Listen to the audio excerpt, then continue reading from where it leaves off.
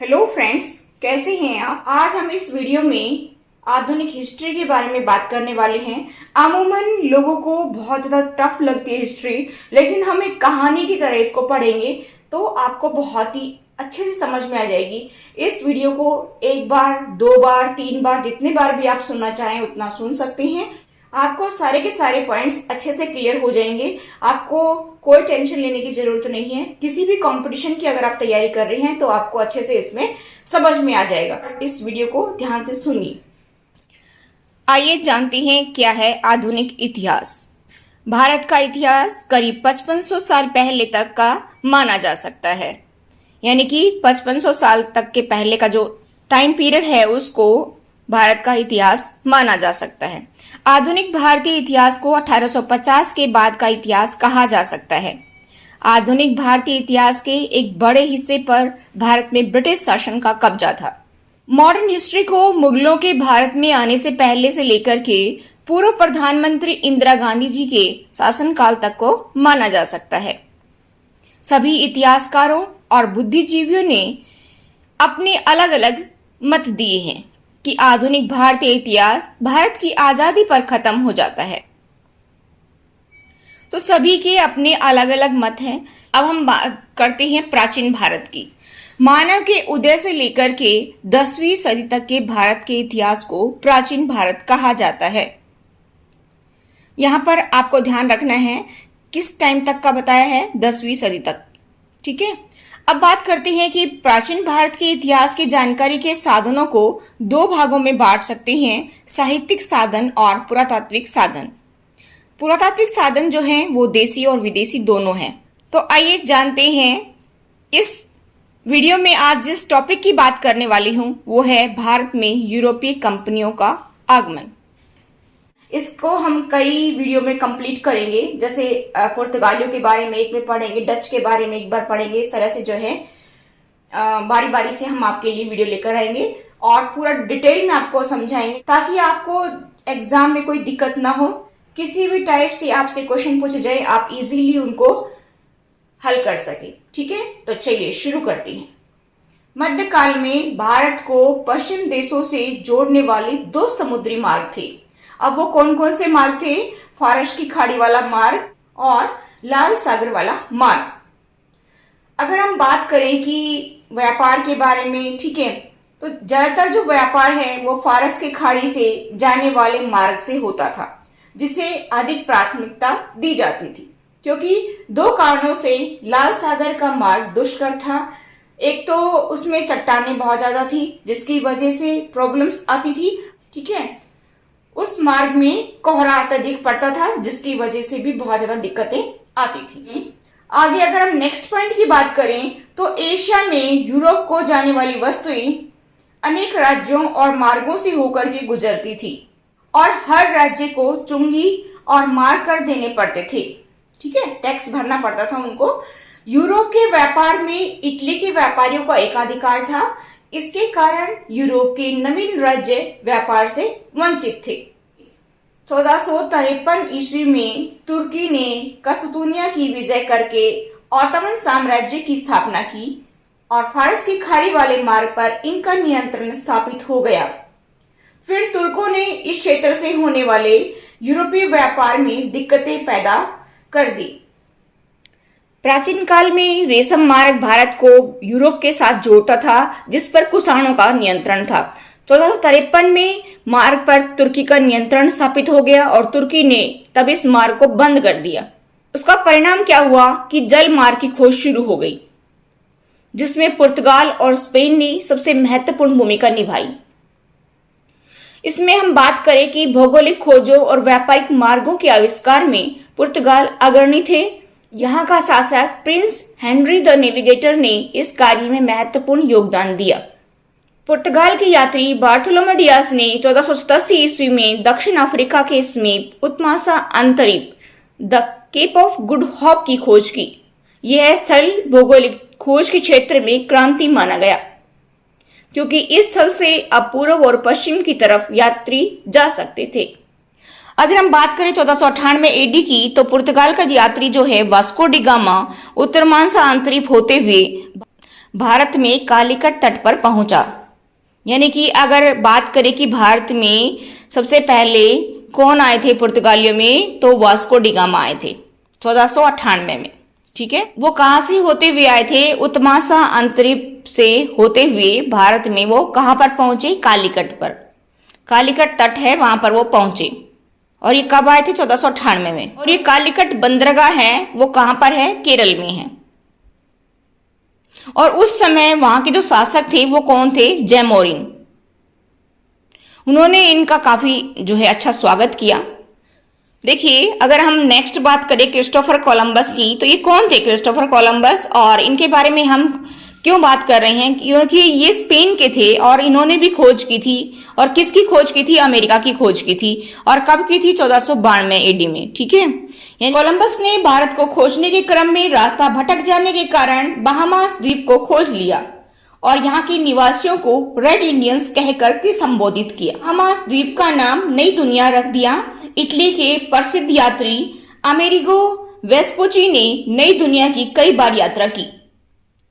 इसी यात्रा के क्रम में इसकी मृत्यु भी हो गई, इसलिए इन्हीं के नाम पर नई दुनिया का नाम अमेरिका रख दिया गया। वास्को डी गामा का पथ प्रदर्शक अब्दुल मलिक नायक था, जो उत्मासा अंतरिक्ष से वास्को डी गामा को केरल लाया था। इस प्रकार यूरोप से चलकर भारत आने का जलमार्ग का पता चल गया। इसके बाद यूरोपीय देशों का आगमन भारत में शुरू हो गया। वास्को डी गामा भारत से जब वापस गया तब पुर्तगाल में 60 गुना लाभ पर भारतीय सामान को बेचा गया। परिणाम स्वरूप एक के बाद एक कई व्यापारियों का भारत आगमन हुआ। इस प्रकार यूरोपीय देशों में सबसे पहले पुर्तगाली लोगों ने भारत में प्रवेश किया था। पुर्तगाल देश के लोगों ने पुर्तगाली ईस्ट इंडिया कंपनी की स्थापना की 1498 ईस्वी में। इसका नाम रखा गया एस्तादो द इंडिया।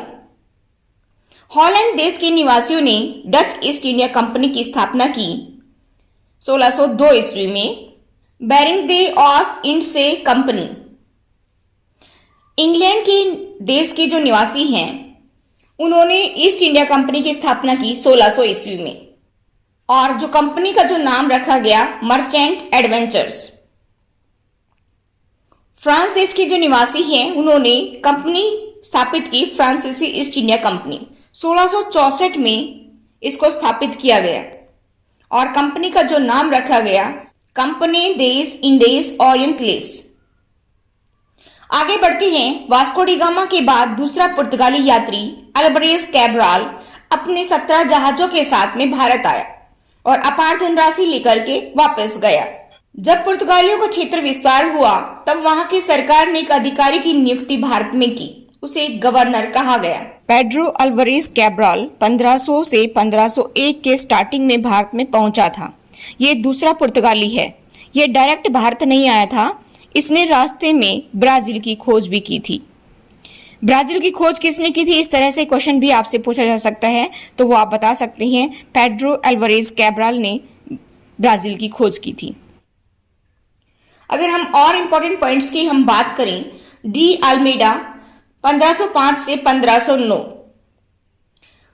उसका टाइम पीरियड है 1505 से 1509। ये भारत में प्रथम पुर्तगाली गवर्नर था। इसने ब्लू वाटर पॉलिसी चलाई। यह भारत में पुर्तगाली साम्राज्य का संस्थापक था। ये नीले पानी का समर्थक था। नीला पानी अर्थात समुद्र पर अपना नियंत्रण स्थापित कर लेना। और भी अगर हम इंपॉर्टेंट पॉइंट की बात करें, अल्फांसो डी अल्बुकर्क, इसका टाइम पीरियड है 1509 से 1515। यह पुर्तगालियों में सबसे महान गवर्नर था। इसने भारत में अपनी स्थिति को मजबूत करने के लिए भारतीय महिलाओं से वैवाहिक संबंध स्थापित करने पर अधिक जोर दिया था। इसने 1510 में बीजापुर से गोवा को छीन लिया, जो आगे चल करके इन लोगों का सबसे महत्वपूर्ण केंद्र बन गया। उन्होंने आदिल शाह से गोवा को जीत लिया था। यह भारत में पुर्तगाली साम्राज्य का वास्तविक संस्थापक था। 1961 में भारत से गई।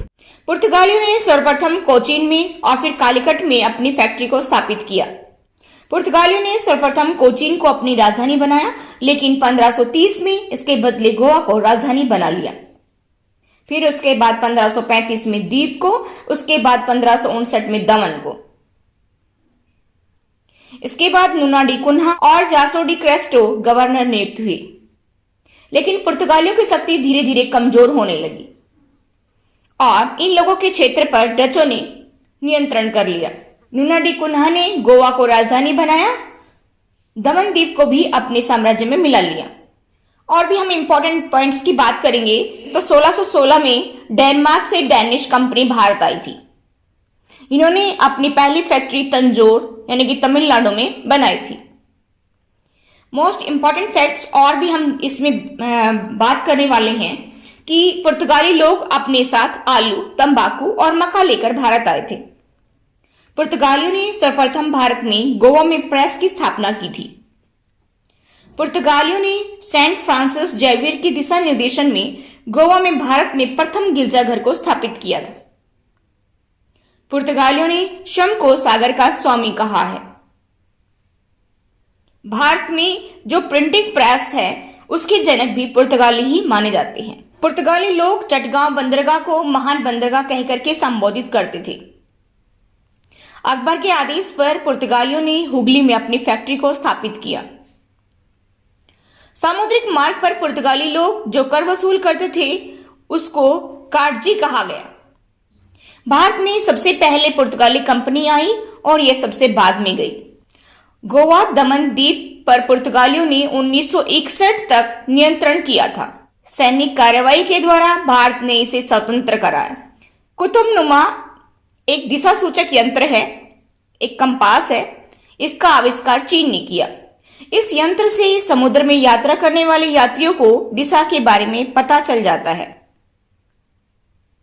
चीन से यूरोप वालों ने इसको ग्रहण किया और इसका प्रचार प्रसार विश्व के अनेक देशों में हुआ।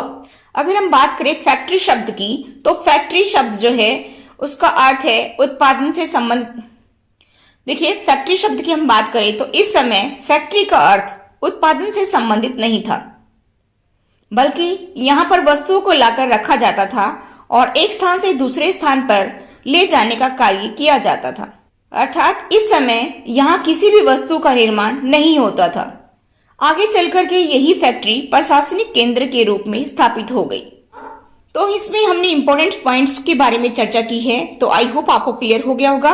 अगर आपको समझ में नहीं आया तो 2 बार 3 बार आप वीडियो को देखिए, अच्छे से समझिए और फिर आपको वो अच्छे से समझ में आ भी जाएगा। और अगर आप किसी भी एग्जाम की तैयारी कर रहे हैं जिसमें आपकी हिस्ट्री आती है तो उसमें आपकी काफी हेल्प होगी। ठीक है, इस वीडियो को बड़े ध्यान से देखिए, सुनिए, समझिए, नोट्स बनाइए, बार बार सुनिए ताकि आपको अच्छे से समझ में आ जाए। और चैनल को अभी तक सब्सक्राइब नहीं किया है तो मेरी आपसे रिक्वेस्ट है कि प्लीज चैनल को सब्सक्राइब कर लीजिए, बेल आइकन को भी प्रेस कर दीजिए। Thanks for watching.